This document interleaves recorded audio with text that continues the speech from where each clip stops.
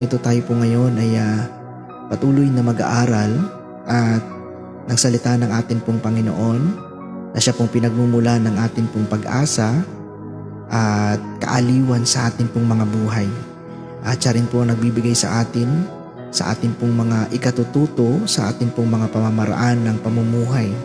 Ayon po yan sa aklat ng Roma chapter 15 verse 4, sapagkat sabi po ng ating Apostol Pablo, sapagkat ang anumang mga bagay na isinulat ng unay na nasulat dahil sa ating ikatututo, upang sa pamamagitan ng pagtitiis at pag-aliw ng mga kasulatan ay magkaroon po tayo ng pag-asa.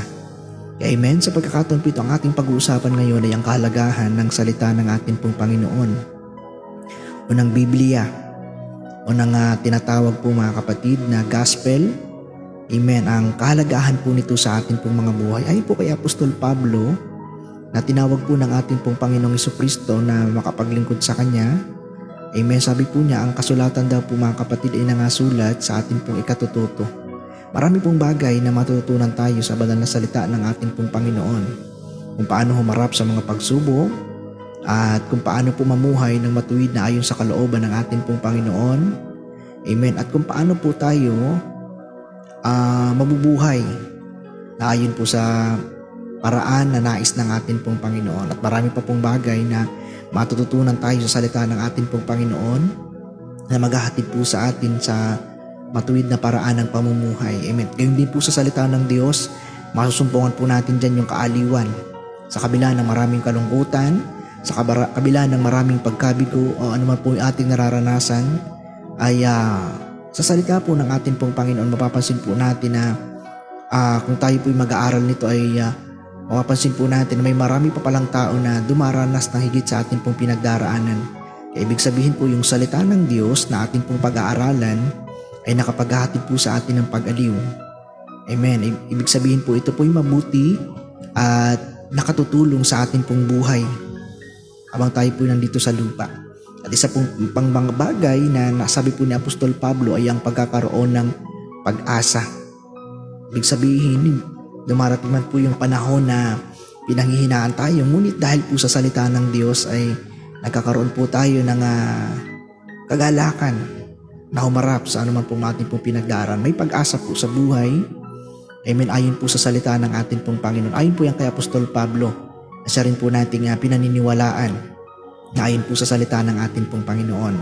At amen. At mula pa po sa salita ng Diyos, sa aklat po ng ikalawang Timothy, chapter 3 verse 15 to 16, sabi po ng banal na kasulatan, at mula pa sa pagkasanggulang at iyong nalalaman ang banal na kasulatan ay makapagpapadunong sa iyo sa ikaliligtas sa pamamagitan ng pananampalataya kay Kristo, at ang lahat ng kasulatan, verse 16, ay kinasiyahan ng Diyos na mapapakinabangan din naman sa pagtuturo at pagsansala, pagsaway sa ikatututo na nasa katwiran.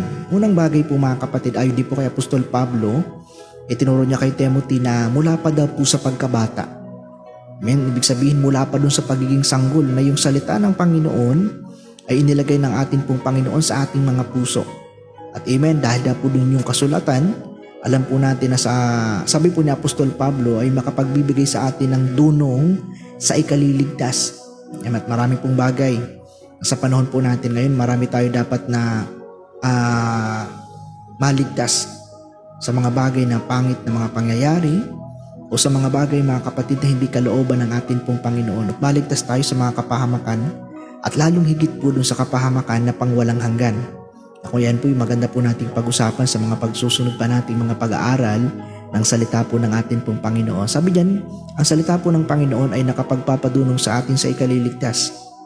Amen. At sa pamamagitan ng pananampalataya kay Kristo. Amen. Dito rin po tayo lumalago ng pananampalataya sa ating pong Panginoong Jesucristo dahil po sa salita ng ating pong Panginoon. At sabi pa po niya sa verse 16, ang lahat ng kasulatan ay kinasiyahan ng Diyos na atin pong mapapakinabangan sa pagtuturo. Amen. Ibig sabihin sa pagtuturo sa ating pong mga anak, sa ating pong mga kaibigan, sa ating pong mga nag-aaral, yung salita ng ating pong Panginoon, ito po ay napatunayang totoo, matuwid, katanggap-tanggap sa atin pong mga mag-aaral, maging sa atin pong mga kapatid at na Napatunayan po natin na ito po ay napakinabangan na may kapangyarihang magpabago ng ating pong buhay. Sapagkat yung salita po ng Panginoon, o ating pong pag-aaral na yan po ay buhay. Sabi po na aklat ng Hebreo chapter 4 verse 12, ang salita ng Panginoon ay buhay at matalas kaysa alinmang tabak na magkabilay talim. Sabi po ng banal na salita ng ating pong Panginoon. Sabi ni Apostol Pablo, ibig sabihin ang salita po ng ating pong Panginoon ay buhay. Napatunayan po natin yan sa maraming panahon na dumating.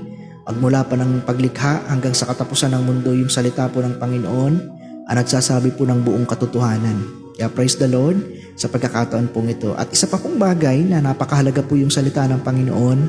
Sabi po ng ito naman sa aklat ng Lumang Tipan, sabi po mga kapatid, kaibigan at mga minamahal po nating mga kapatid sa pananampalataya at sa mga maaaring makapakinig ng pangangaral na ito, alam po natin ngayon na mahalaga yung salita ng Panginoon sa kabila ng maraming bagay na umaagaw ng pansin po sa atin. Nais po natin bigyan ng diin sa pangangaral na ito na mahalaga pa rin po na magbigay tayo ng panahon sa pag-aaral ng salita ng Panginoon ng higit sa mga bagay na binibigay ng mundong ito. Ibig sabihin, marami po nagtuturo ng kung paano po tayo magiging successful sa buhay. Hindi po masama yun. Pero higit sa lahat, alam po natin, yung totoong success, ito yung maganda, nagmumula po sa salita ng ating pong Panginoon. Ito po yung nangako na magbibigay sa atin ng mabuting pagtatagumpay, hindi po sa mundong ito. Sa mundong ito may ipapangako po sa atin na success. Ibig sabihin, pagkakaroon ng magandang bahay, pagkakaroon ng maraming sasakyan, pagkakaroon ng malawak na lupain, amen, pagkakaroon ng maraming ari-arian. Ibig sabihin, tayo po may tinatawag natin successful sa buhay, na-achieve mo yung lahat ng pangarap mo. Ibig sabihin po niya, nandun po tayo sa tinatawag na good success.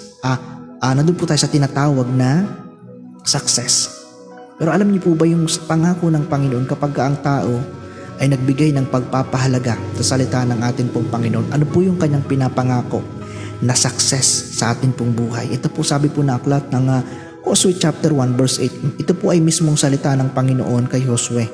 Sa panahon na nawala na si Moses, meron po siyang binigay na instruction kay Josue kung paano po siya magtatagumpay sa buhay o sa laban ng buhay. Sabi po na aklat ng Josue chapter 1 verse 8, ang aklat na ito ng kautusan ay huwag mahihiwalay sa iyong bibig, kundi iyong pagbulayan araw at gabi upang iyong masunod na gawin ng ayon sa lahat ng nasusulat dito, sapagkat kung magkagayon, iyong pagiginhawain ng iyong lakad, at kung magkagayon, magtatamo ka ng mabuting kawakasan.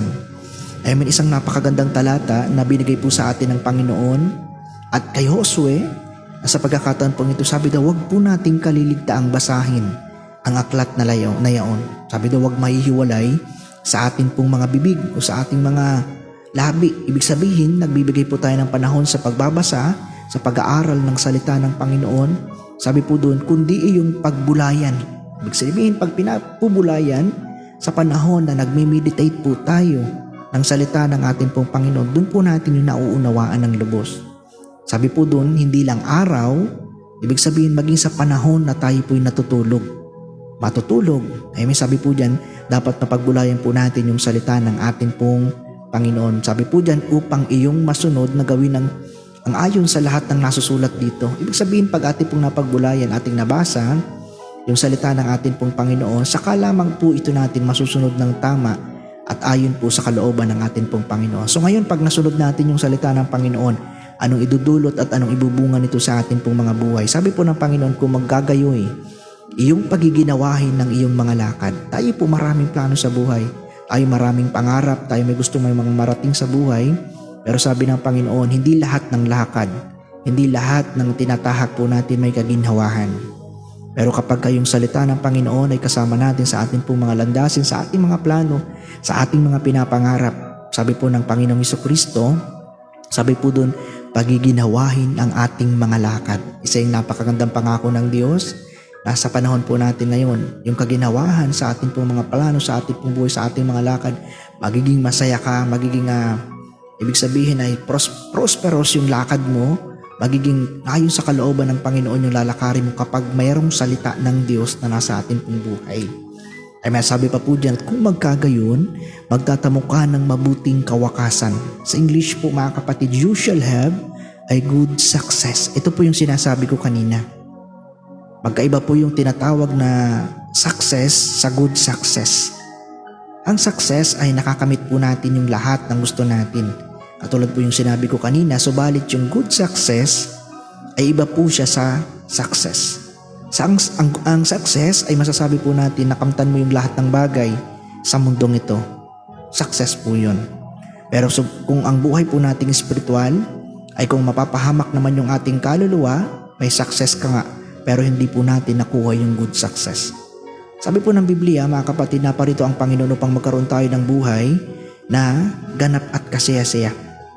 Amen, sabi po ng banal na salita ng ating pong Panginoon, naparito siya upang magkaroon tayo ng buhay na ganap at kasiyasa. Ibig sabihin po, ang pagpapala ng Panginoon na hindi lang ukol sa lupa, maging sa buhay na walang hanggan, maging sa darating po mga kapatid. Sabi po dyan ng ating pong Panginoon, yung good success para sa atin po mga kapatid, ito po ay makakamta natin kapag ang buhay natin ay naaayon sa salita ng ating pong Panginoon. Ibig sabihin, nakamtan mo yung mga bagay sa lupa, plus yung spiritual mong buhay, yung kaluluwa mo ay hindi mapapahamak o mahihiwalay sa Panginoon na pagdating po ng takdang araw. Ibig sabihin, ng good success, binales ka ng Panginoon materially, financially, emotionally, physically, at spiritually. Ibig sabihin po mga kapatid, good success. Pero kung sa mundo po natin ngayon, ang buhay po nating spiritual ay wala sa kalooban ng Panginoon, tagumpay ka nga sa lahat. Ano sabi ng Biblia, makamtan mo man ang lahat ng bagay sa mundong ito. Sa mundong ito mga kapatid, sabi ng Panginoon, anong mapapala mo kung mapapahamak naman ang iyong kaluluwa? Useless yun mga kapatid. Ibig sabihin po ng Panginoon, ang good success, nagkamit ka ng mabuting bagay dito sa lupa. Plus, especially na isang napakalagang bagay na yung kaluluwa po natin ay hindi napahamak dun sa impyerno. Yan po yung sabi ng banal na kasulatan, nakamtan po natin yung lahat ng bagay sa mundong ito. Subalit kung wala naman yung kaluluwa natin na hindi makakapiling ng Diyos, walang saysay, yung yaman, yung ari-arian, yung achievement na meron po tayo sa mundong ito. Yan po ibig sabihin po ng good success at success. Isa pa pong talata dito naman po sa aklat ng Awit, chapter 1 verse 1 to 3. Sabi po niya, David, mapalad ang tao na hindi lumalakad sa payo ng masama, ni tumatayo man sa daan ng makasalanan, ni nauupo man sa upuan ng manlilibak, kundi ang kaniyang kasayahan ay nasa kautusan ng Panginoon, na sa kautusan niya ay nagbubulay siya araw at gabi. Siya ay magiging isang parang punong kahoy na itinanim sa siping ng agos ng mga tubig, na nagbubunga sa kaniyang kapanahunan, at ang kaniyang dahon ay hindi malalanta, at anumang kanyang gawin ay giginhawa. Isang napakaganda talata, mga kapatid, ng Biblia. Nasabi po doon ay mapalad yung tao na hindi lumalakad sa payo ng masama, ni tumatayo sa daan ng makasalanan, ni naupo man sa upuan ng manlilibak. Ito po yung sabi niya, kundi ang kaniyang kasiyahan, nasaan daw po? Sabi po ng Biblia, sabi ni David, nasa kautusan ng Panginoon. Ibig sabihin, pag ang puso natin, ang isip natin, ay hinahanap natin na yung salita ng Panginoon, ang ating pong maging kasiyahan, ang ating maging priority, at sabi po ni ni David na sa kautusan ng Panginoon na nagbubulay araw at gabi. Sabi po dito, siya daw po ay siya ay magiging isang parang punong kahoy na itinanim sa siping ng agos ng mga ilog. Ibig sabihin po, sabi po dyan, na nagbubunga sa kapanahunan, at ang kanyang dahon naman ay hindi malalanta, at anumang kanyang gawin ay giginhawa. Sabi po dyan, sino po yung hinahalin tulad ni David o ng atin pong ng kasulatan patungkol po sa isang punong itinanim sa sipin ng agos ng mga ilog? Yun pong taong nagpapahalaga sa salita ng atin pong Panginoon, nagbubulay, nagbabasa at tumutupad ng salita ng Panginoon. Siya ay punong kahoy. Ibig sabihin na marami mang pagsubok ang dumating, marami man mga kabagabagan yung dumating, yung taong may salita ng Panginoon Sabi po dyan, katulad ng puno na hindi matutuyuan, hindi mawawala ng pag-asa, hindi mawawala ng pananampalataya. Amen, magkakaroon siya ng pananaw na sabi po dun sa salita ng ating pong Panginoon. Sabi po dyan, siya'y magbubunga sa kapanahunan. May panahon ng pagpapala. May panahon ng gantimpala na mula sa atin pong Panginoon. Sabi po dyan, at anumang kanyang gawin ay giginhawa. Ibig sabihin po kapag meron kang salita ng Panginoon sa inyong buhay o sa atin pong mga buhay, tayo po ngayon ay magkakaroon ng sabi po dito mga kapatid, tamang gagawin sa atin pong buhay. Ibig sabihin, guided tayo ng salita ng Panginoon. Ibig sabihin, sabi po doon, anumang kanyang gawin ay magiging maginhawa. Bakit po? Yung kanyang ginagawa ay naaayon dun sa salita ng atin pong Panginoon. Kapag ang ginagawa ng tao ay ayon po sa salita ng Panginoon, nagiging maginhawa ang kanyang buhay. Nagiging payapa ang kanyang isip. Nagiging masaya ang kanyang puso. At siya nagiging nagagalak sa kanyang paraan ng pamumuhay. At isa pa pong talata, pagpatuloy po natin mga kapatid, sabi naman po mga kapatid sa aklat ng Juan chapter 5 verse 39, ito po yung huling talata na nais ko pong bigyan ng diin sa atin po mga kapatid sa kahalagahan ng salita ng Panginoon. Ito po yung pinaka higit sa lahat kung bakit po may kasulatan.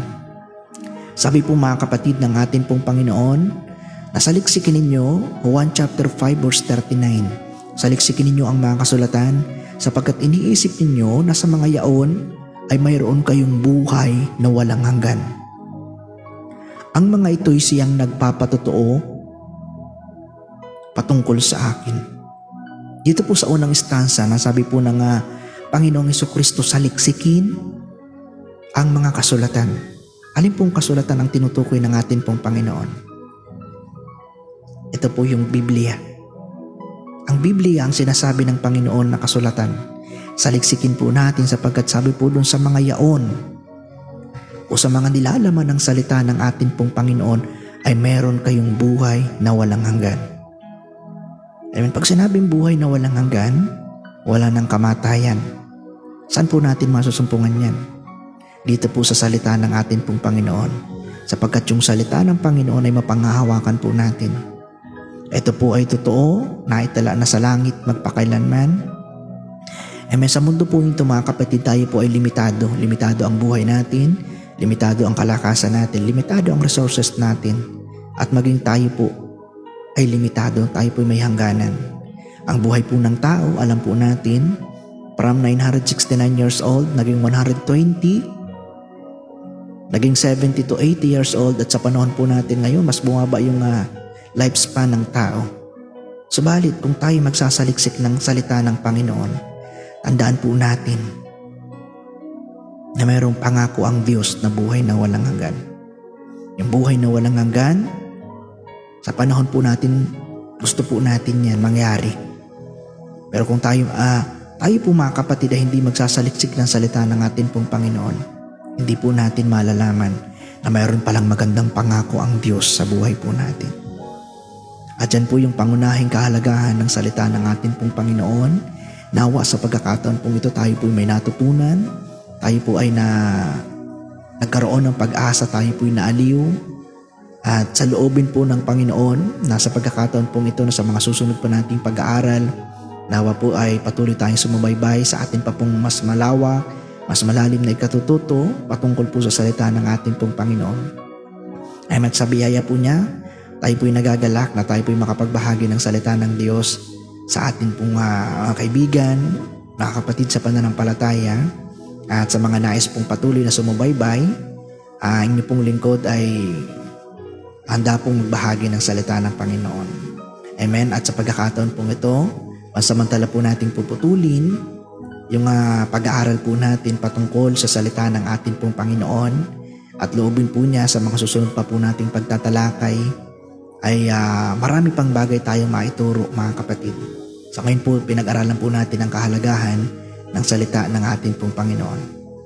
Amen. At sa pagkakataon pong ito, binabalik po natin sa Diyos yung lahat ng papuri, lahat ng pagsamba, pagdakila, pagluwalhati, at ang pasasalamat. sa ating pong Panginoong Hesukristo, ang ating pong the blessed hope, yung ating mapalad na pag-asa, walang iba kundi ang ating pong Panginoon. Sa ganang sarili natin, hindi po. Kaya sa pagkakataon pong ito, sa Kanya po yung dakilang pasasalamat. Amen. In Jesus' name, and God bless po sa ating lahat.